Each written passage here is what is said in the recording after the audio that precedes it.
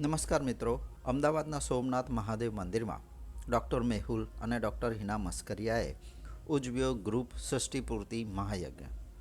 35 લોકો સાથે આ યજ્ઞ પહેલીવાર થયો હતો। આવો જાણીએ મહારાજ શ્રી યોગેશ્વર શાસ્ત્રી શું કહી રહ્યા છે આ અનોખા ધાર્મિક કાર્યક્રમ વિશે।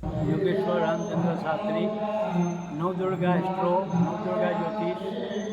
આજે ષષ્ઠી પૂર્તિ મહોત્સવ યોજવામાં આવ્યો છે। ડૉક્ટર મેહુલભાઈ વિનોદભાઈ મસ્કાડિયા, જેમને આજની તારીખે માસ, પક્ષ, તિથિ અને નક્ષત્ર અનુસાર 60 વર્ષ પૂર્ણ થાય છે, એના ઉપલક્ષ્યમાં ષષ્ઠી પૂર્તિ મહોત્સવનું આયોજન કરવામાં આવ્યું છે।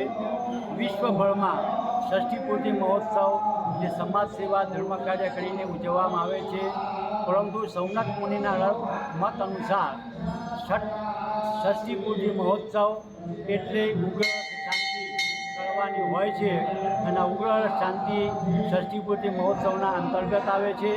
આજના દિવસે 60 વર્ષ કરતાં વધારે ઉંમરની 68 વ્યક્તિઓ ષષ્ઠી પૂર્તિ મહોત્સવમાં ભાગ લઈ રહી છે।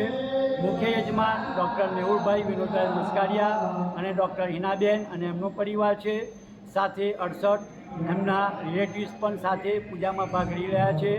દરેક વ્યક્તિગત ધોરણે 34 કુંડની અંદર અલગ અલગ પૂજાને હવન કરનાર છે, અને આનો યુનિક વર્લ્ડ રેકોર્ડની અંદર વર્લ્ડ રેકોર્ડ પણ નોંધાનાર છે।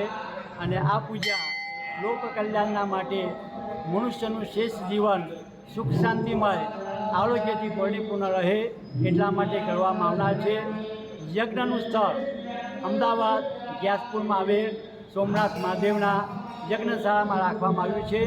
આ મંદિર પણ 1000 વર્ષ જૂનું પ્રાચીન મંદિર છે, અને યજ્ઞશાળા પણ ભવ્ય વિશાળ છે, અને તેથી આ ષષ્ઠી પૂર્તિ મહોત્સવ માટે આ સોમનાથ યજ્ઞશાળા નક્કી કરવામાં આવેલી છે। If you have liked this video, then please like, share and subscribe to our channel.